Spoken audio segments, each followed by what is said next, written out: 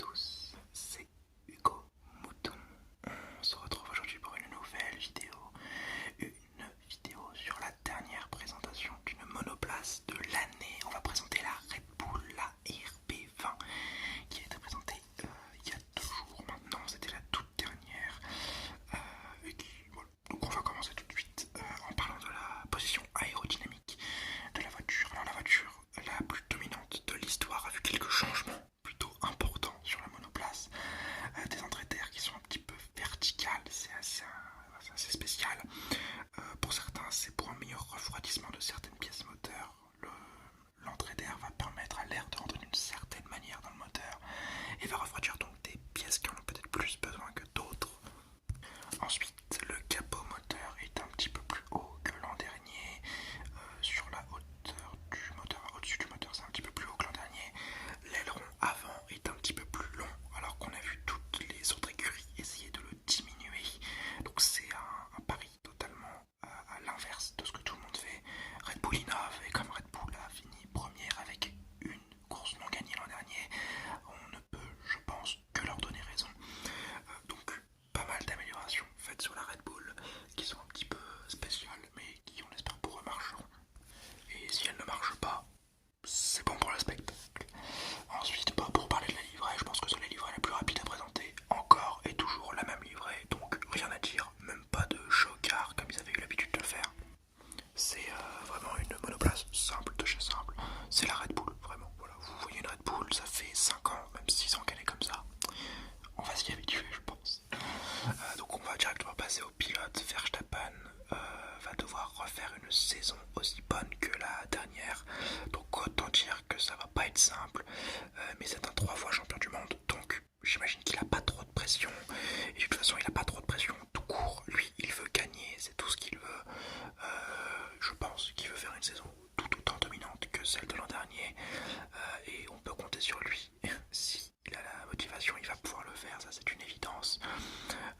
Mais donc, il n'a pas forcément de pression. La seule pression qu'il doit se mettre, c'est lui-même qui va se la mettre pour ce 4e titre de champion du monde. La réelle pression dans le garage Red Bull, elle est plutôt du côté de Pérez, qui lui a l'obligation de tenir la cadence et de retrouver la confiance chez Red Bull. La régularité et la performance, ça va être obligatoire pour lui. Parce que s'il n'a pas envie de se faire dégager par un Ricciardo, un Tsunoda, un Sainz, ou toutes les autres rumeurs qui tournent autour de ce 2e site Red Bull, c'est une régularité et une performance. Il doit être au contact de Max Verstappen chaque week-end. Sinon, ce sera sûrement sa fin de carrière, parce que je vois mal une écurie de Formule 1 aller récupérer un Pérez qui, depuis 2 ans, n'est plus l'ombre de lui-même, quoi. Et enfin, donc on va parler des objectifs de Red Bull. Donc Red Bull, on espère, ils vont espérer surtout eux que leurs évolutions vont dans le bon sens pour qu'ils aillent chercher ce 4e titre avec Verstappen et ce 3e titre constructeur consécutif. Et surtout, ils veulent trouver le tandem parfait pour se battre si un concurrent sérieux se présente en 2025, voire même en 2024. Imaginons que la Ferrari, sans aucun supporterisme de ma part, imaginons que la Ferrari est exceptionnelle, elle est géniale, elle est imbattable cette année. Et Red Bull, imaginons qu'ils ont à peu près la même voiture, parce que ils partent sur des bases assez égalitaires, ils sont assez bons, c'est 2 très bonnes écuries du plateau. Si on voit un Sainz et un Leclerc performants et qu'on voit chez Red Bull qu'un Verstappen, le titre sera quasiment forcément perdu, parce qu'on ne gagne pas un titre championnat constructeur avec un seul pilote, on le gagne avec 2.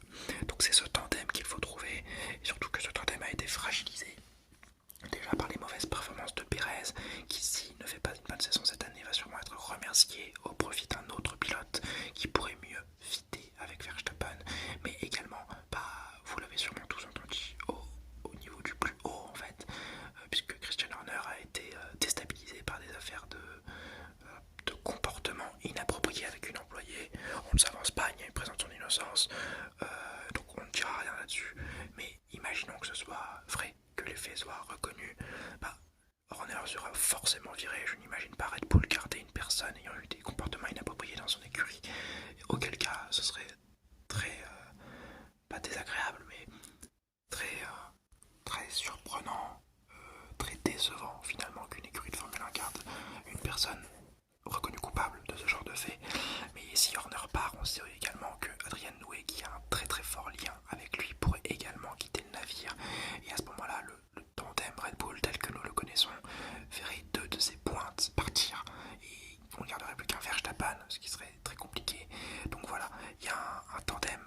consolider, un Horner Newey à garder, un Verstappen à avoir en pleine forme et également un deuxième pilote pour épauler un Verstappen sans pour autant mettre l'écurie à mal. Mais voilà, le tandem vraiment cette saison pour Red Bull, c'est le championnat du monde et la reconstruction de ce tandem avec la trouvaille du meilleur fit avec Verstappen au cours de la saison. On sait que de toute façon les sièges vont être échangés durant toute la saison, donc pour ça je pense que Red Bull n'aura pas de souci à aller attirer un très bon pilote, surtout que leur objectif c'est de finir premier. Enfin, leur objectif c'est le titre, c'est la domination, sinon ce sera une saison ratée. Mais les connaissants, on n'a pas trop de soucis à se faire, surtout que si Red Bull vient taper à la porte d'un pilote qui n'a pas de site pour l'an prochain, donc 14 pilotes sur la grille, hein, voilà, c'est quasiment une évidence que le pilote dira oui. Red Bull, c'est la meilleure écurie du plateau actuellement. On verra bien sûr les résultats, hein, si la voie aérodynamique qu'ils ont choisie n'est pas la bonne. Il y a forte possibilité que ça puisse décevoir certains pilotes et que ça puisse les rendre frileux, surtout qu'ils seront opposés à un Verstappen qui sera totalement avantagé dans l'écurie. Mais on va pas se leurrer, à part Norris qui va re-signer chez McLaren parce qu'il voulait pas signer chez Red Bull, de peur ou par compréhension du projet McLaren, hein, ça on ne saura pas. Je vois mal comment un pilote sur la grille actuelle pourrait dire non à Red Bull s'il leur proposait un site de deuxième pilote. Et bien voilà, c'est la fin des présentations, mais comme je vous ai promis, je vais vous faire mon petit classement des meilleurs livrets de la saison. On va commencer par le plus bas. Pour moi, le plus bas c'est Steak Kick Sauber, qu'on va appeler Sauber durant la saison, parce que j'ai pas envie d'appeler ça Kick Steak, ça va me casser les couilles. Donc voilà, je trouve que c'est la monoplace la plus moche. Le vert fluo est absolument atroce.